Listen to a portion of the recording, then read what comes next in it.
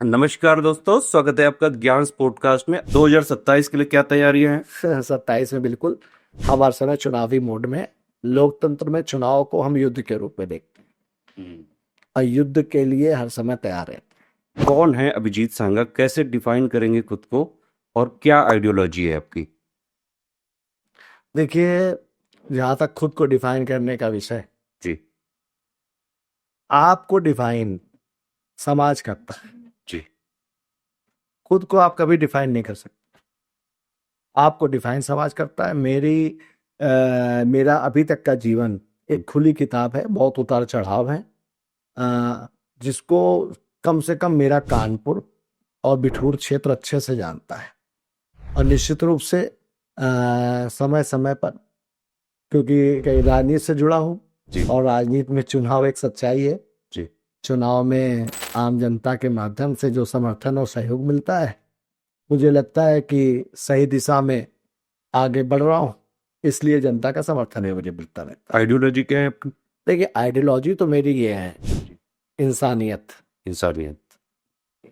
कहीं ना कहीं हर समाज, हर वर्ग, हर क्षेत्र, हर दल, हर संगठन में अच्छे बुरे लोग होते हैं, लेकिन गलत को गलत कहने की क्षमता आपके अंदर होनी चाहिए। अतः ईश्वर ने आपको वो ताकत दी है, तो आप गलत को गलत कहें और सही को सही कहें। आपका नाम जो है अभिजीत सिंह सांगा, एक अलग ही पावरफुल जो है लगता है, मतलब एक अलग ही ऑरा मेंटेन होता है। क्या कहानी है इसके पीछे? देखिए, मैं बहुत बार पहले भी बता चुका हूँ, जी ये तो मेरा सौभाग्य है। जी और इस समय तो एक ऐसा प्रकरण चल रहा है राणा सांगा का, हाँ, तो थोड़ा और कि relevant हो जाता है। मुझे जब मैं उन मुद्दों को सुन रहा हूँ, जिन विषयों को मैं नहीं भी जानता था, उन विषयों को जब मैं जान पा रहा हूँ, तो मैं गौरवान्वित महसूस कर रहा हूँ कि उस दौर में मेरी दादी ने किस दूरदर्शिता के साथ में मेरे नाम में सांगा जोड़ा, मेरा नाम सांगा रखा। आज मैं खुद उनकी दूरदर्शिता को नमन करता हूँ जो उन्होंने मेरा नाम सांगा रखा, और मैं एक ऐसे महापुरुष से जोड़ा जा रहा हूँ, मेरा नाम जोड़ा जा रहा है, या उनको कहीं ना कहीं अपने प्रेरणा का स्रोत में मान रहा हूँ। ये मेरे लिए गर्व का विषय है। पॉलिटिक्स में कैसे आए और क्यों आए? देखिए, पॉलिटिक्स में राजनीतिक परिवार रहा, मेरे चाचा राजनीति करते रहे, मेरी माता जी सन 2000 से बिठूर की आज भी चेयरमैन है। परिस्थितियां कुछ ऐसी बनी, मुझे राजनीति में आना पड़ा और छात्र राजनीति में भी रहा। फिर पंचायत पॉलिटिक्स में आया, जिला पंचायत सदस्य सन 2005 में बना। 2012 में विधानसभा चुनाव कांग्रेस पार्टी से बिठूर विधानसभा में लड़ा, कुछ मतों से चुनाव हारा, कांग्रेस में जिला अध्यक्ष भी रहा, और 2017 में भारतीय जनता पार्टी के नेतृत्व ने मुझे टिकट देकर के चुनाव भी लड़ाया, और आज मैं 2022 का भी चुनाव जीत के दोबारा से इस क्षेत्र का विधायक। तो राजनीति में, क्योंकि कहीं ना कहीं मैं कह सकता हूँ ब्लड में है कि समाज की सेवा करनी है। बिठूर में लगातार मेरा परिवार समाज की सेवा करते हुए वहाँ पर राजनीति के क्षेत्र में सक्रिय पूर्व के समय से रहा है, और उसी दिशा में हम उस यात्रा को आगे बढ़ाने का काम कर। तो मतलब बचपन से ही क्लियर था बिल्कुल कि कुछ और? नहीं, बचपन से क्लियर नहीं था। क्लियर तो वही मैंने अभी आपसे कहा, परिस्थितियां हैं। 2005 में मैं एलिजिबल हुआ और उसी समय पंचायत चुनाव आ गए। अच्छा, मतलब जस्ट 21 आते? हाँ, और मैं एलिजिबल हुआ, पंचायत चुनाव आ गए, मुझे मौका मिला। जनता ने मुझे, मेरे साथ खेलने कूदने पढ़ने लिखने वाले नौजवानों ने मुझे जिला पंचायत सदस्य का चुनाव जिता दिया। अच्छा जी, पहला ही चुनाव? पहला चुनाव जीता, सबसे कम उम्र में सबसे ज्यादा वोटों से उस दौर में चुनाव जिताने का काम जनमानस ने किया, नौजवानों ने किया। और वो, मैं तो यही कहूंगा, ईश्वर की कृपा है। मेरे साथ जो लोग 2005 में थे, वो आज 2025 में भी वो लोग मेरे साथ में हैं।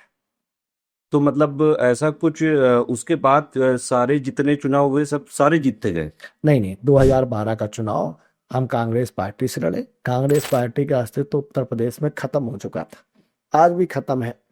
और लेकिन कांग्रेस पार्टी ने उस दौर में 2012 में मुझे मौका दिया, मैं चुनाव लड़ा। 2012 से पहले बिठूर विधानसभा क्षेत्र में ये जो अन्य विधानसभा थी, क्योंकि परिसीमन नहीं हुआ था, वहां कभी 2000-2500 से ज्यादा कांग्रेस को वोट नहीं मिलता था।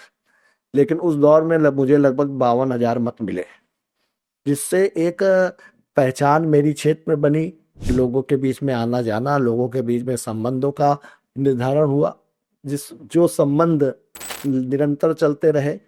बहुत आंदोलन किए, बहुत कार्यक्रम किए, बहुत लोगों के सुख दुख में खड़े होकर के अपने विश्वास को जागृत करने का काम किया। 2017 आते आते सपा का कांग्रेस का गठबंधन हो गया।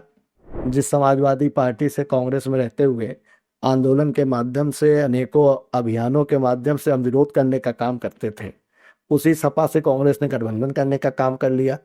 हमारी सीट समाजवादी पार्टी के खाते में दे दी गई। उस दौर में अमित शाह जी ने, उस समय वो प्रभारी होते थे, उन्होंने हमको मौका देने का काम किया। बिठूर से भारतीय जनता पार्टी का टिकट हमको देने का काम किया और रिकॉर्ड मार्जिन से वो सीट हमने जीतने का काम किया। तो कांग्रेस से शिफ्ट इसीलिए हुआ कि सपा से गठबंधन हो? जी देखिए, क्योंकि कांग्रेस उस समय, आपको शायद याद ना हो, उस समय अनेकों आंदोलन करती थी। 27 साल यूपी बेहाल, हाँ हाँ, ये सब चलते थे। खाट सभा, एक प्रशांत किशोर जैसे एक मैनेजर मैं कह सकता हूँ, जो लगे हुए थे कि किसी तरह कांग्रेस को उत्तर प्रदेश में सरवाइव कराएंगे, वो सब मिल करके उन्होंने सपा और कांग्रेस का गठबंधन करा दिया।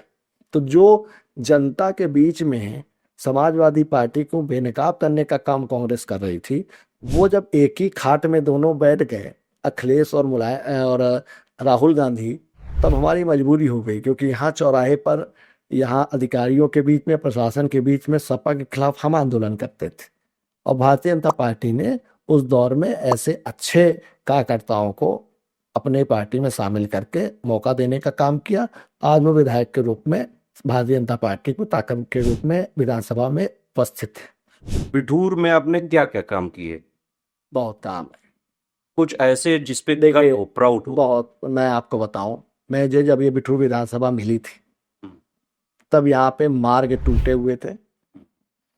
आपको बता दूं, बिठूर विधानसभा 110 किलोमीटर की लंबी विधानसभा है। ये कोई साधारण विधानसभा नहीं है। कानपुर की ये विधानसभा है और कानपुर नगर ये लोकसभा, हमारी विधानसभा में 2 समा जाएगी और पूरी विधानसभाएं समा जाएंगी। इतना बड़ा क्षेत्रफल है। यहाँ आप गंगा जी के तट से और जमुना जी के किनारे तक ये बिठूर विधानसभा है। उन्नाव बॉर्डर से लेकर के फतेहपुर जिले तक ये बिठूर विधानसभा। आप कल्पना कर सकते हैं कितनी सड़कें होंगी, कितनी सड़कें टूटी मिली होंगी। एक भी सही सड़क नहीं थी। 200 ऐसे गांव थे जहां बिजली नहीं थी, अनेक नहीं थी। 2017 तक जब मैं एमएलए बना, 2019 आते आते माननीय प्रधानमंत्री जी की एक सौभाग्य योजना थी, जिसमें उसमें उन 200 गांव तक हमने बिजली पहुंचाई। जो लोग आज जात का ढिंढोरा पीटते हैं, जो लोग आज पीडीए की बात करते हैं, जो लोग समाजवादी पार्टी का अपने आप वोट बैंक मानते हैं, मैं आपके पॉडकास्ट के माध्यम से कहना चाहता हूँ, आपके चैनल के माध्यम से कहना चाहता हूँ, उन गाँव में भी बिजली हमने पहुंचाई है। मतलब कोई पक्षपात नहीं? कोई पक्षपात नहीं।